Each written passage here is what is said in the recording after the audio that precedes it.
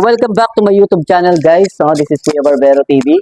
So once again guys, meron naman po tayong pag-uusapan at ang pag-uusapan natin ngayong araw ay may kinalaman na naman sa ating mga nire-reaksyonan. Unang-una guys, dalawa yung magiging topic natin ngayon. Ang unang-una ulit na magiging topic natin ngayon ay yung tungkol kila Kalingap Bikoy at isusunod natin na mai-topic ay yung may kinalaman naman sa Franjoy.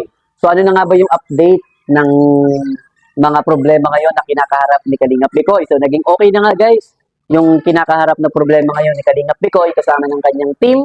So nakita natin na pumunta sila sa Lighthouse sa pangunguna ni Kuya Bal Santos Matubang at yung kanyang paliwanag ay na-accept po ni Kuya Bal Santos at naging okay po yung pag-uusap nila. At syempre gusto nating pasalamatan ang napakabait na presidente po ng mga reaktor, si Kuya Berador.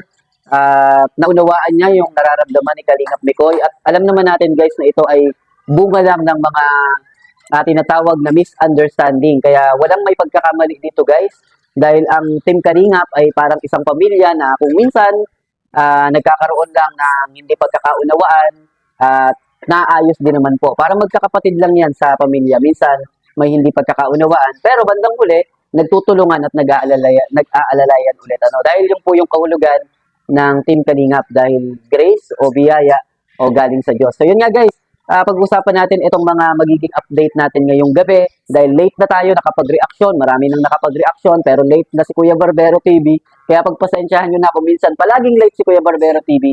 Alam nyo naman guys kung ano yung ginagawa natin. Kasama si Kuya JC the Barber PH. Nagtatrabaho po tayo para kahit pa paano mayroon tayong maipampakain sa ating mga inakay, sa ating mga anak. No? So yun nga guys, pag-usapan natin. Mamaya bandang alas 8 ng gabi, magkakaroon ng live selling ang Velvet Box. Alam niyo kung sino? Walang iba kundi si Krista Jane Villanueva. So ano yung mga abangan natin sa live selling ni CJ? So yun, maraming mga ibebenta at maraming mga dapat na malaman kayo dun sa live selling na yun. Pero syempre guys, mag-ingat lang na mag-request ng kanta kasi pinapaalala ng Velvet Box na wala pong kakanta, wala pong aawit dun sa kanyang live selling. Kasi nga guys, nagkaroon ng problema yung kanyang live selling na kapag kumakanta ang mga nagla-live selling sa Velvet Box ay nakaka-copyright lalong-lalo na pagdating kay CJ. So, ibig sabihin guys, yung boses talaga ni CJ is parang original na original dahil nga nakaka-copyright yung kanyang boses at talagang napakahigpit nga naman talaga ni Meta. No? So, baka sa susunod kapag nagpatuloy yung copyright, baka hindi na natin sila mapanood. Kaya humihingi ng permiso yung yung Velvet Box na wala munang pag-awit o wala munang kakanta doon sa live selling na gagawin na nila CJ o ng Velvet Box. So yun nga guys, ano ba yung magiging update pa natin ngayon? So marami tayong magiging update. So sundan natin ito guys dun sa mga charity ni Kalingap Bikoy dahil umaani na si Kalingap Bikoy ng napakataas na views at syempre mas tumaas yung kanyang YouTube channel ng mga nakaraang araw ay umaabot lang ito dun sa 94,000 pero ngayon nasa 97, 98,000 na yung kanyang subscriber. So patunay lang na ang pangalan ni Kalingap Bikoy ay mas nakikilala sa mundo ng pagcha-charity at na-appreciate ni Kuya Bal Santos Matubang yung mga charity works ni Kalingap Bikoy dahil yung mga charity ni Kalingap Bikoy like pabakay ni Kalingap Bikoy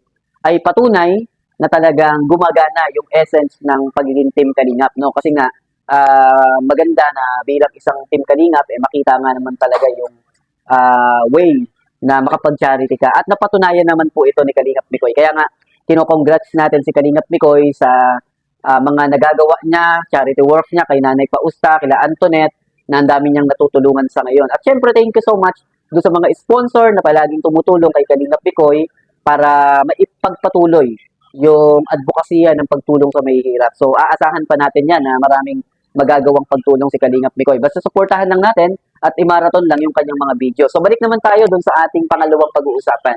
So, kamusta na nga ba yung Franjoy? Ano na nga ba yung update dun sa Franjoy? So, napanood natin yung upload ni Kalingap JJ na ipinaliwanag na ni Kalingap JJ kung bakit hindi natin napapanood yung Franjoy. At isa rin sa sinabi ni Kalingap Rob na maghintay lamang sa mga pinapanood natin. So, lahat naman ng mga mga love team na pinapanood natin sa pangunguna ni Direk Kalingap Rob is kasama doon sa nilive niya kahapon na maghintay lamang.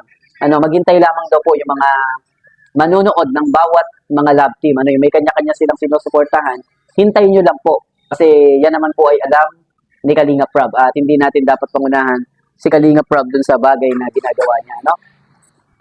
So yun nga guys, no, na yung update ni Kuya JJ doon sa video niya na nag-update siya kung ano nga ba yung nangyayari sa Team Franjoy. So binanggit naman ni Kuya ni Kalingap JJ na napaka-busy po ni Fran at ni Joy. Na alam naman natin na mahirap istorbohin yung mga nasa kolehiyo, lalong-lalo na kapag patapos na, no, yung mga second semester na.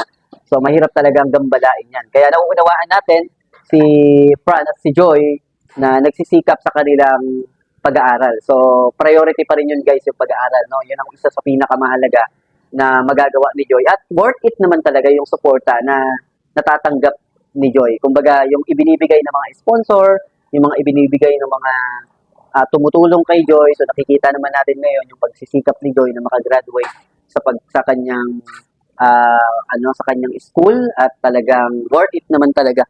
No, ika nga is talagang nakakatuwa na malaman na ang isang Joy ay nag-aaral ng mabuti, no, para sa kanyang future. So, yun nga guys, yun lang yung mga ma-update natin ngayong araw. At hindi rin naman tayo makakapag-update ng mas madalas. At mamaya guys, gugupitan po natin ang isa sa haligi ng Team Kalingap, Kalingap Rob. At marami po tayong lalaman at ma-update mamaya. So, mamaya po, titingnan natin kung ano yung maigugupit natin kay Direk Kalingap Rob. At syempre, magtatanong din tayo. Hindi po natin kasama si Kuya JC the Barber dahil mag-isa lang po si Kalingap Rob na magpapagupit. Ano? So, thank you so much. At si Kalingap Rob ay pasok dun sa Pinoy History. Ano? Ang dami niyang nakuwang rank 1, rank 2. At syempre, yung interview niya kay Ma'am Bernadette Soberano. So, hihintayin po natin yan. Kasi nga, nandun si Krista, nandun yung ilan sa mga team niya na nakasama sa interview. Pero hindi natin alam kung totally maipapakita yung ilan sa mga scenes na kasama sila Krista dun sa Tagaytay sa interview ni Ma'am Bernadette Soberano. Pero aabangan natin yan guys kasi nga isa yan sa magiging highlights ng video ni Kalingap Rob. So this is Kuya Barbero TV. So thank you so much po and bye-bye.